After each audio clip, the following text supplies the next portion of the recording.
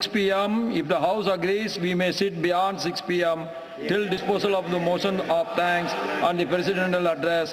Do I have the leave of the House to extend the sitting beyond 6 p.m.? Thank you. आदरणीय सभापति जी, समय बढ़ाने के लिए मैं आपका और सदन का बहुत आभार व्यक्त करता हूं।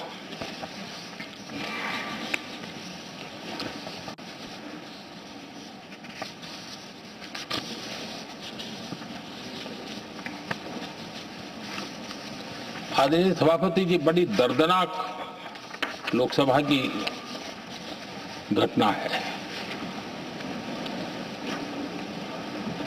और शायद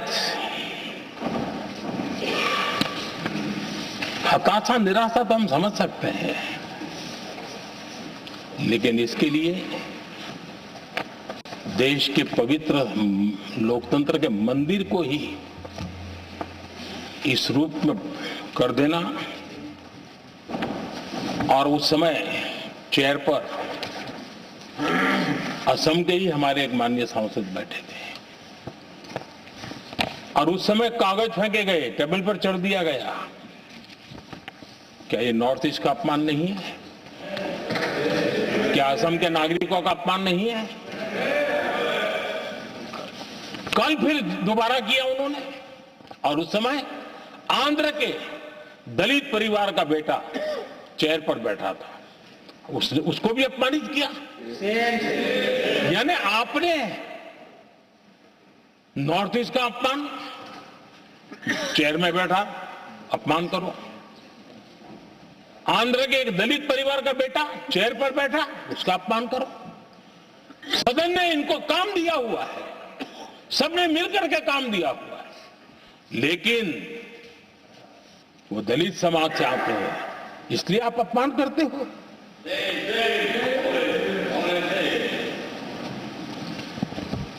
और ऐसा लगता है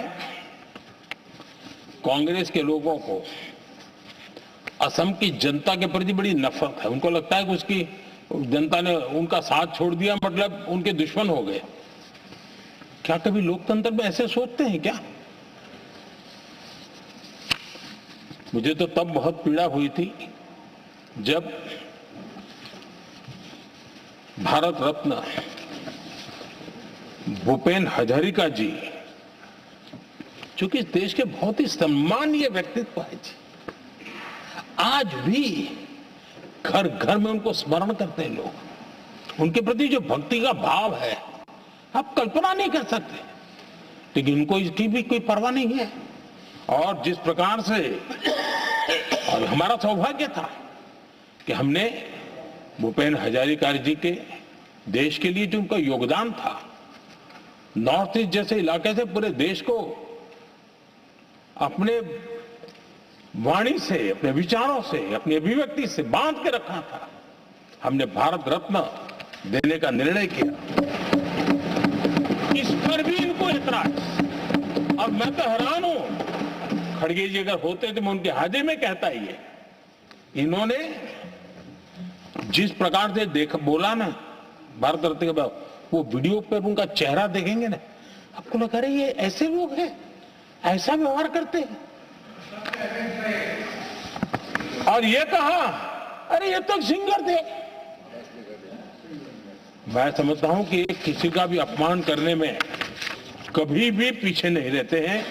उन्होंने भूपेन हजारिका जी को भारत रत्न दिया, उसका भी विरोध किया। ये पूरे असम का विरोध है, पूरे देश के कला प्रेमियों का विरोध है।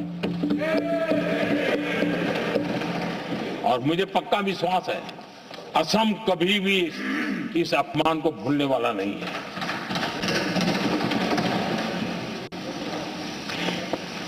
आदरणीय सभापति जी, कल जो घटना घटी, इसी सदन के एक माननीय सांसद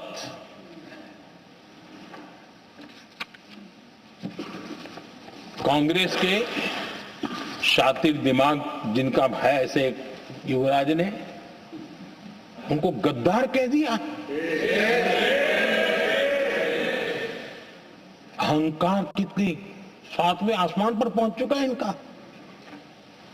और कांग्रेस को छोड़कर के कितने ही लोग निकले हैं, कांग्रेस के कितने टुकड़े हुए हैं, कई लोग दूसरे दलों में गए हैं, लेकिन औरों को तो किसी को गद्दार नहीं कहा उन्होंने। लेकिन कल सांसद को गद्दार इसलिए कहा क्योंकि वो सिख थे। ये सिखों का अपमान था, ये गुरुओं का अपमान था। और कांग्रेस के अंदर जो कूट कूट करके सिखों के प्रति नफरत भरी पड़ी है ना, उसका वो अभिव्यक्ति थी। और इसी सदन के माननीय सांसद है वो, और उनको जरा भी दर्द नहीं, वरना आज खड़े होकर के कह सकते थे कि कल जो हुआ इसी सांसद की गरिमा के अनुरूप नहीं था, हमें खेद है, एक शब्द तो बोल लेते। लेकिन सिखों के प्रति उनके मन में जो नफरत भरी पड़ी है, और इसी के कारण उन्होंने कल,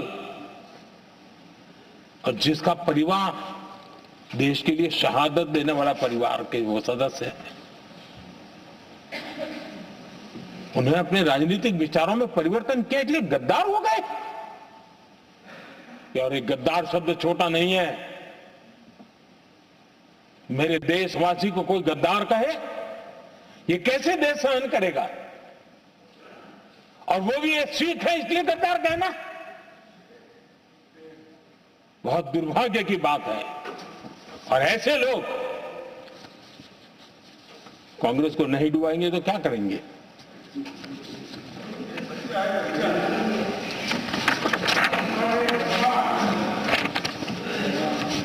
आदरणीय सभापति जी, एक तरफ ये दृश्य है और दूसरी तरफ हमारे सदानंद जी मास्टर का दृश्य है।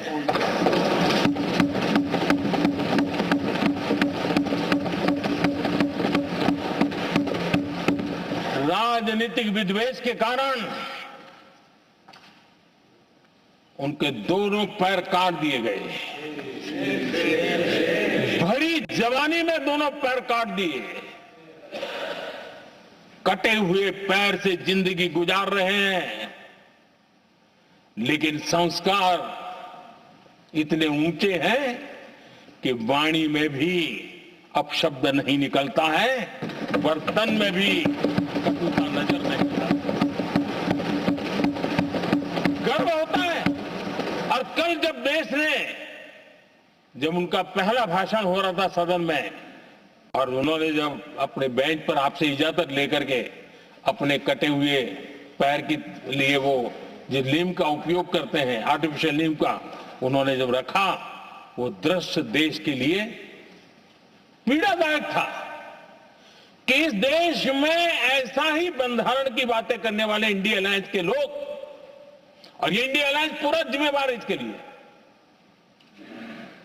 वैचारिक असहमति के कारण एक नौजवान के, और वो भी एक टीचर, शिक्षक के प्रति गर्व से, आदर से देखा जाता है, उसके पैर काट दे,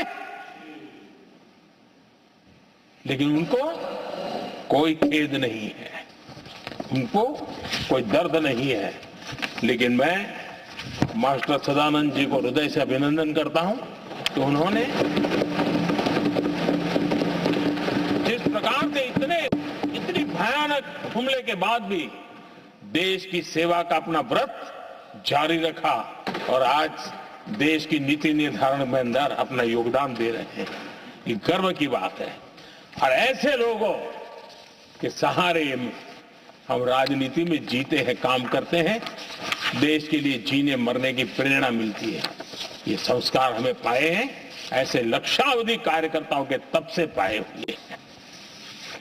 आदरणीय सभापति जी,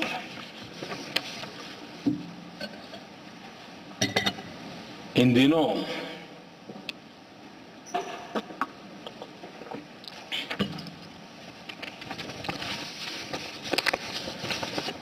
और वैसे कांग्रेस के हमारे साथियों का मुझ पर जरा विशेष प्रेम है, वो स्पेशल प्रेम है। और जब मैं जिम्मेवारी जो मिली है उसके तहत, और जिम्मेवारी न मिलती तो भी देश के लिए जीना तुमने सीखा है। हम विकसित भारत की जमीन मजबूत कर रहे हैं, उसको एक ताकत दे रहे हैं। एक तरफ देश के युवाओं के लिए मजबूत जमीन तैयार कर रहा हूं, तो कांग्रेस मोदी की कब्र खोदने के कार्यक्रम करवा रही है। और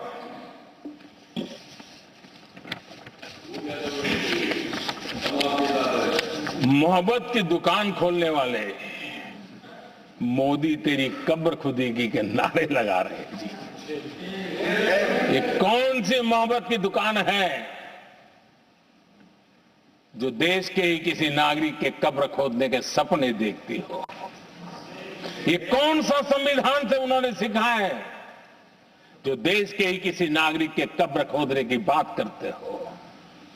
क्या ये संविधान का अपमान नहीं है? क्या ये मानवता का अपमान नहीं है? क्या ये सार्वजनिक जीवन की मर्यादाओं का अपमान नहीं है? और उनको इसका कोई खेद नहीं है। अगर इसके बाद क्या बयान देंगे? बयान देखो, प्रधानमंत्री राज्यसभा में भी रो रहा था।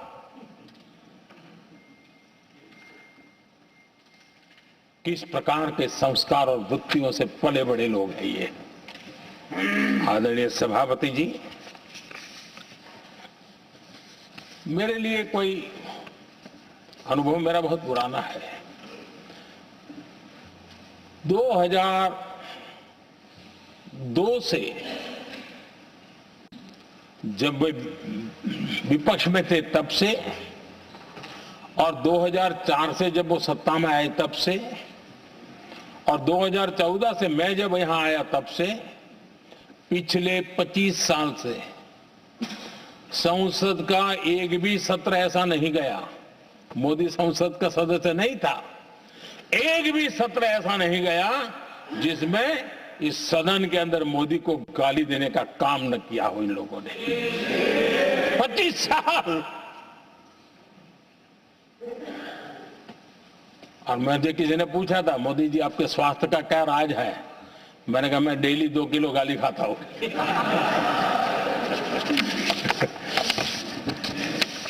आदरणीय सभापति जी, ये मोदी की कब्र क्यों खोदना चाहते हैं? ये सिर्फ नारा नहीं है, ये इनके भीतर पड़ी हुई नफरत का प्रतिबिंब है, इसकी अभिव्यक्ति है। और वे इसलिए हैं, हमने 370 की दीवार गिरा दी, इसलिए मोदी की कब्र खोदना चाहते हैं। हमने नॉर्थ ईस्ट में बम, बंदूक और आतंक का जो छाया बना रहता था, नॉर्थ ईस्ट में शांति और विकास का राह अपनाई, इसलिए वो मोदी की कब्र खोदने पर सोच रहे हैं। पाकिस्तानी आतंकियों को घर में घुस करके जवाब देते हैं, इसलिए मोदी की कब्र खोदने की बात कर रहे हैं। ऑपरेशन सिंदूर करते हैं, इसकी उनको परेशानी होती है और इसलिए वो मोदी की कब्र खोदते हैं। माओवादी आतंक से देश को मुक्ति दिलाने के लिए साहसपूर्ण कदम उठा रहे हैं, इसलिए मोदी की कब्र खोदनी है आपको। हमें नेहरू जी ने देश के साथ बहुत बड़ा अन्याय किया था, सिंधु जल समझौता करके। उस सिंधु जल समझौते को हमने एबेंस में डाल दिया। क्या इसलिए आप मोदी की कब्र खोदने के नारे लगा रहे हो? आदरणीय सभापति जी, कांग्रेस की परेशानी कुछ और है। ये पचा नहीं पा रहे कि मोदी यहां तक पहुंचा कैसे।